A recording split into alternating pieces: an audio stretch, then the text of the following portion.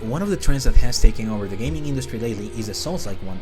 Don't get me wrong, I love it, but just like any other developer or studio chasing that trend, we tend to have years that are bloated with those specific games, and like everything else, we tend to have some good experiences and some really bad ones. Ninja Gaiden 4 is the game that finally breaks this trend because it brings action-adventure back to the table and in the most engaging, polished, and visually stunning possible way. What it takes to slay the Dark Dragon. Usually, we play Ninja Gaiden games for the gameplay and its fast-paced and deadly combat. However, the series has also delivered memorable plots such as the ones we've seen in Ninja Gaiden 2 or many other. To my surprise, Ninja Gaiden 4 has an excellent narrative that delivers many shocking moments and a lot of great fan service for fans of the franchise. You play as Giacomo, a member of the Raven clan who is tasked with killing a mysterious priestess. However, once he meets her, she convinces Giacomo to let her live as she can help with eliminating the Dark Dragon once and for all. So, Giacomo and his team, along with the priestess, are off to destroy the shrines, locking it down so they can get rid of this threat forever. But, as expected, the super ninja Ryu Hayabusa is behind them, which leads to some of the most intense and jaw-dropping story moments of the game. In terms of Giacomo carrying the protagonist's torch, I must say he's an excellent lead and quickly became one of my favorites in the series. Yes, he's a bit edgier and more reckless and a bit broody at times, but he really carries the story. The rest of the characters are equally great and you'll quickly get attached to them as you go from one stage to another. In truth, while not groundbreaking, the plot of Ninja Gaiden 4 was a pleasant surprise and one that I ended up enjoying more than I thought I would. While it doesn't have epic cinematics in every chapter, when they occur they are beyond amazing, and you will end up appreciating them even more if you have been following the series for many years. The demon's free from its leash. It's gone berserk. Probably best to stay out of the crossfire.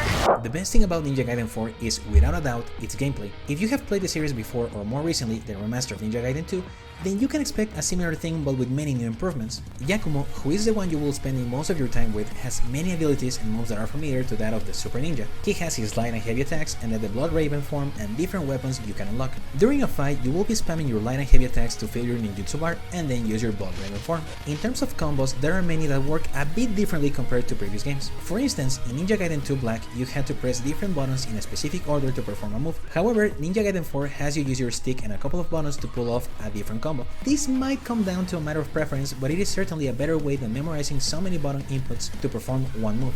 Speaking of moves, there are several you can unlock that are shared between weapons and some that are weapon specific. For example, the ones you unlock from the combat trainer are shared between every weapon, so if you unlock the iconic Flying Swallow, you can perform it with every weapon you have and using the same input. However, there are also weapon skills that are exclusive to each armament. The Blood Raven form is another important tool that Giacomo has that unlocks different moves depending on the weapon you have. Giacomo's blades, for example, become a longer sword in Blood Raven form, the rapier weapon becomes a drill, the staff becomes a hammer, and so on. This form also does more damage than the basic one, and you can even use it to stagger powerful foes and even interrupt some of their attacks. Another neat thing about this form is that it shares the same combo inputs. All you need to do is purchase the skill and then press the left trigger to perform it, making memorizing inputs much easier. Ryu's gameplay is similar to that of Giacomo in terms of inputs, and while he doesn't use the Blood Raven form, he returns with the iconic Ninpo that many of you know. As expected, both gameplay forms are terrific, but I must say that Giacomo's kit surprised me in many ways, and seeing him brutally slice and dice enemies was the most satisfying thing ever.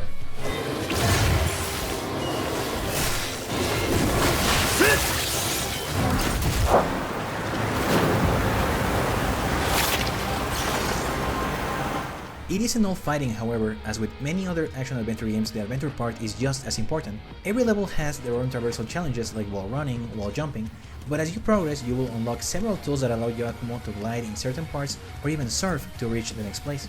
You will also get several optional quests in many of the terminals you can use to heal up.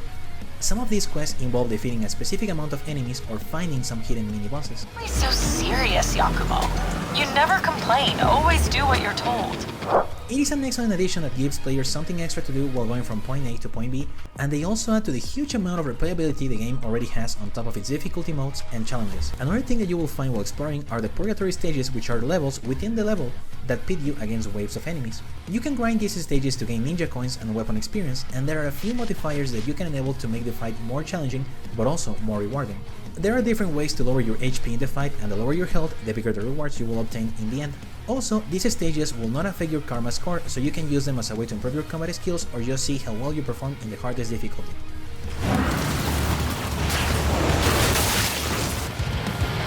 More of them? This isn't fair!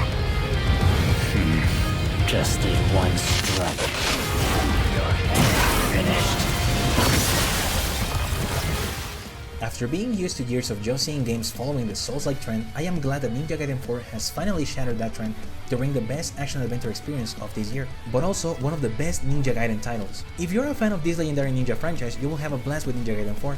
Its combat is the pinnacle of what Team Ninja and Platinum Games have created, and despite its challenge, it remains highly approachable for those jumping into the series for the first time. For that reason, we score Ninja Gaiden 4 with a 9 out of 10. Remember to like and subscribe and visit thenerdstash.com for more game reviews.